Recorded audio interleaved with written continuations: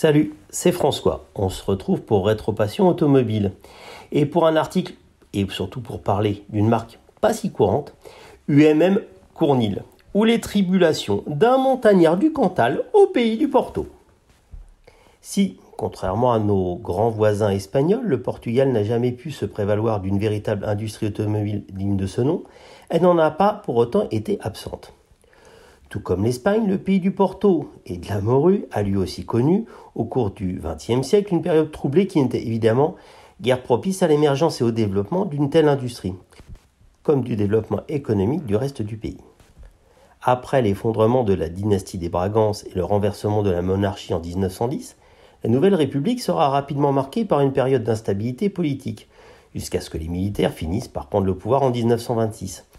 C'est à cette époque qu'entre en scène un jeune politique, talentueux et ambitieux du nom d'Antonio Salazar. Rapidement devenu ministre des Finances, il devient 6 ans plus tard, en 1932, président du Conseil des ministres. Un poste qu'il occupera sans discontinuer pendant pas moins de 36 ans. S'il n'est officiellement que le chef du gouvernement, c'est lui qui sera, à bien des égards, le véritable maître du pays, qu'il tiendra d'une main de fer jusqu'en 1968. Ce n'est que lorsqu'il sera frappé par un accident vasculaire cérébral à l'âge de 79 ans qu'il lâchera finalement les rênes. Au vu de cette histoire troublée, ainsi que de l'état de sous-développement économique et industriel du pays lors de l'effondrement du système Salazar, y développer une industrie automobile ne paraissait donc pas vraiment comme une priorité, en tout cas en ce qui concerne la production de voitures de tourisme. En revanche, la production de véhicules tout-terrain y avait, elle, son utilité et apparaissait à bien des égards presque comme une nécessité. Ceci du fait qu'en dehors des grandes villes et de quelques routes qui reliaient celles-ci, le Portugal ne disposait hélas alors d'aucun véritable réseau routier digne de ce nom. C'est en 1977 que la firme portugaise UMM achète la licence de fabrication pour la production du tracteur Cournil.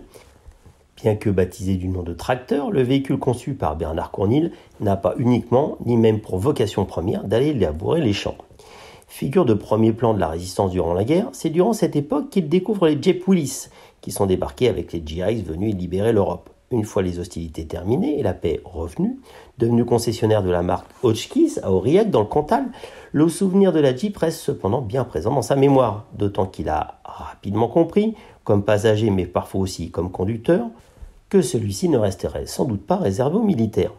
Ayant largement démontré ses capacités sur le front de guerre et sur les terrains les plus difficiles, Bernard Cournil est dès lors rapidement convaincu que la Jeep aurait parfaitement sa place sur le marché civil, où ses 4 roues motrices permanentes ainsi que sa taille compacte permettraient d'offrir une polyvalence d'utilisation largement supérieure, sur bien des points, aux véhicules utilitaires de l'époque.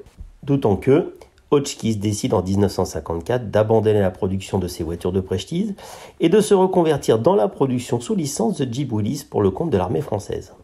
Cournil est donc bien placé pour connaître les besoins précis des habitants du Cantal dans ce domaine. Dans un premier temps, il se contente simplement, à la demande de ses clients, mais parfois aussi de sa propre initiative, de monter des équipements spéciaux sur les Jeeps dont il assure la vente et l'entretien.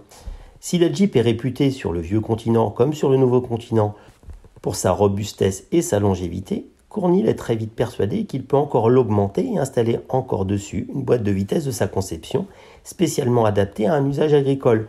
Convaincu également du potentiel des moteurs fonctionnant au diesel, il décide également de l'équiper d'une mécanique de ce type, produite par le constructeur de tracteurs britannique Ferguson. Autant de modifications qui finissent par amener Bernard Cournil à ne plus se contenter d'être un simple garagiste réparateur, mais bien de franchir le pas et donc de devenir constructeur à part entière en créant la société de construction mécanique rurale. Il est vrai qu'au vu de nombreuses modifications réalisées par ce dernier sur les Jeep Hotchkiss, ces dernières n'ont plus grand-chose à voir avec celles dans lesquelles roulent les militaires français. S'étant fixé comme objectif d'arriver à surpasser presque en tout point les qualités et les capacités de la Jeep, il en vient même à concevoir son propre châssis qui servira par la suite de base pour toutes les versions du futur tracteur Cournil. Après toutes ces modifications apportées au fil des temps par ce dernier, on ne peut donc plus vraiment parler d'un simple Jeep préparé, mais bien d'un nouveau véhicule spécifique qui ne conserve plus guère désormais de cette dernière que la carrosserie. Plus pour longtemps toutefois, car celle-ci aussi n'est plus assez solide aux yeux de Cournil. La seule solution était donc, évidemment, là aussi, d'en créer une nouvelle de toutes pièces. La Jeep à la française, telle que l'a conçue et voulu Cournil, se voulant un tout-terrain pur et dur, une véritable bête de somme destinée à pouvoir rouler sur les terrains les plus difficiles, à franchir les obstacles, qui n'a pas peur d'être maltraité et qui n'a besoin que d'un entretien véritablement réduit au strict minimum. Avec un cahier des charges aussi strict, autant dire que le terme élégance a été totalement et définitivement rayé de son dictionnaire. Si la carrosserie de la Jeep Willys, elle non plus, n'avait jamais été conçue avec un quelconque souci d'esthétique, elle paraîtrait pourtant presque élégante, telle une ballerine, quand on la compare aux lignes du tracteur Cournil, dont la première version est commercialisée en 1960.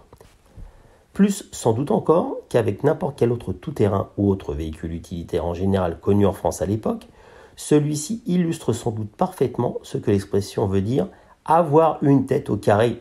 Beaucoup de ceux qui en feront l'acquisition ont d'ailleurs sans doute dû totalement ignorer qu'il avait été conçu à la base sur le modèle de la Jeep Willys, tant il ne reste plus grand-chose d'américain dans ses gènes.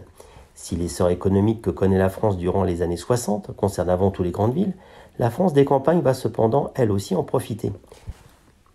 La période va être d'autant plus fructueuse pour le constructeur du Cantal que celui-ci va profiter d'un marché quasiment vierge, car en dehors de la Jeep Willys, produite sous licence par Hotchkiss, le marché, au sein de la production française, est quasiment vierge. Les grands constructeurs nationaux ne sont guère intéressés par la conception et la production en série d'un véhicule à 4 roues motrices, qui conviendrait pourtant aussi bien aux fermiers, aux exploitants forestiers qu'aux soldats, ainsi qu'aux gendarmes et aux pompiers, ce qui sera évidemment tout bénéfice pour le constructeur d'Aurillac, dont les tracteurs vont séduire les agriculteurs bien au-delà du département du Cantal. Si l'arrêt de la production des moteurs diesel par Ferguson en 1964 oblige alors Cournil à trouver une autre motorisation, à savoir un Leyland, cela ne modifiera en rien le succès remporté par le Cournil. Malheureusement pour Bernard Cournil, ce succès va brutalement s'arrêter avec les événements qui arrivent à la fin de la décennie 60. Sans doute grisé par ce succès mérité, mais dont l'ampleur a dû surprendre jusqu'à son créateur, ce dernier finit par voir trop grand, avec à la clé une croissance trop rapide qui va alors conduire la société à l'endettement. Lorsqu'éclatent les événements de mai 68, ceux-ci finiront par avoir des répercussions économiques jusque dans les campagnes aux quatre coins de la France, et la demande commence alors à chuter, le constructeur se retrouvant très vite avec une grande quantité de véhicules invendus. Une série de mauvais choix parmi ses partenaires industriels n'arrangera pas non plus ses affaires, lorsque les nuages vont commencer à s'accumuler dans le ciel du Cantal. Lâché par les banques, Bernard Cournil se voit alors contraint de déposer le bilan en 1970. Si son fils Alain tentera par la suite d'en relancer l'activité, il ne parviendra qu'à produire un peu plus de 50 exemplaires en 6 ans, bien loin donc de l'âge d'or des années 60, où elle comptait 50 employés et où 120 tracteurs sortaient en moyenne chaque année des ateliers d'Aurillac. En 1977, il se résolve finalement à baisser définitivement le rideau et à revendre la licence de production du tracteur Cournil, non pas à un, mais à 2 repreneurs. La cession d'activité du constructeur d'Aurillac ne signera pas pour autant la fin de la carrière ni de la production du Cournil en France, car, outre le portugais UMM, une autre firme tricolore va elle aussi reprendre la construction et la fabrication du tout-terrain créé par Marcel Cournil, Gevarm. Si la production est alors transférée en Auvergne, pas très loin, il continuera à être produit sous le nom de son créateur jusqu'au début des années 80, avant d'être rebaptisé Autoland et ensuite Overland, contraction entre Auvergne et Landcar, cette dernière appellation faisant évidemment référence à la dénomination adoptée par plusieurs des plus célèbres 4x4 alors proposés sur le marché, tels que Land Rover ou Land Cruiser. Le premier modèle d'Overland, l'A2, restera presque identique au Cournil. Le modèle qui lui succédera à partir de 1987, l'A3, évoluera toutefois sensiblement, non seulement d'un point de vue esthétique, mais aussi sur le plan technique.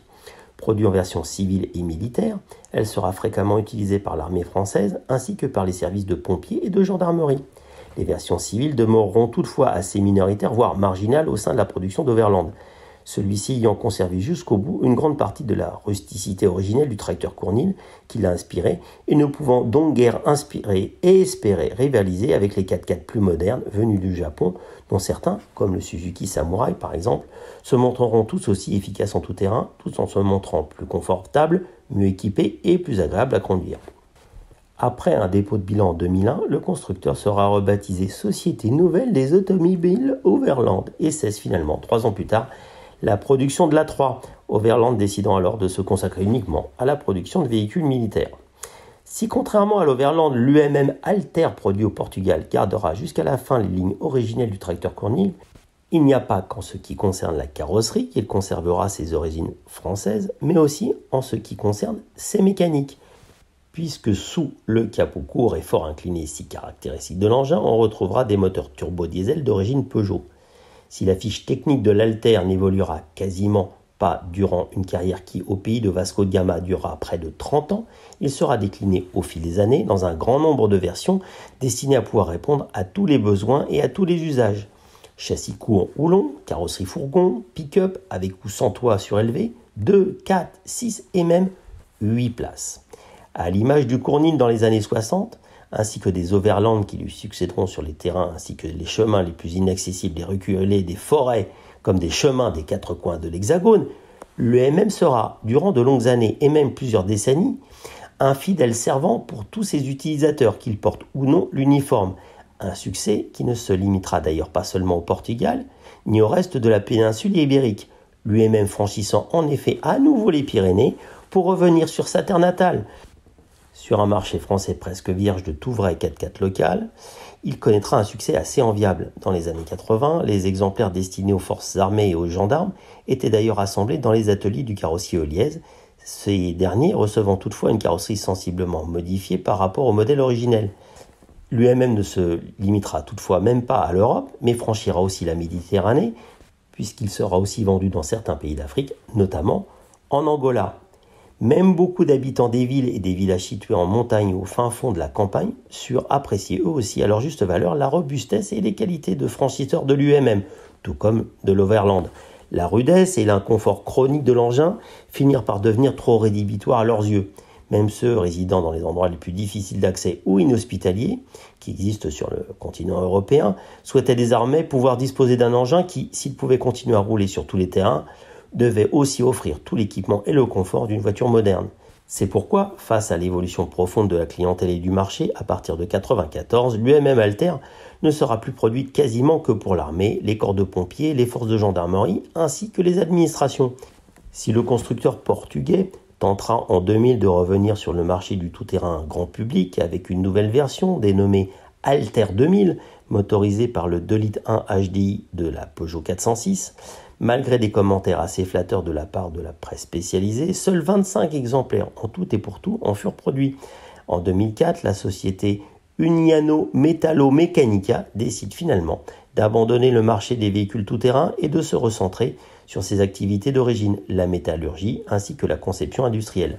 Faute de moyens suffisants pour permettre de faire évoluer en profondeur l'UMM Alter et ainsi de pouvoir l'adapter aux nouvelles contraintes du marché et aux exigences de la clientèle.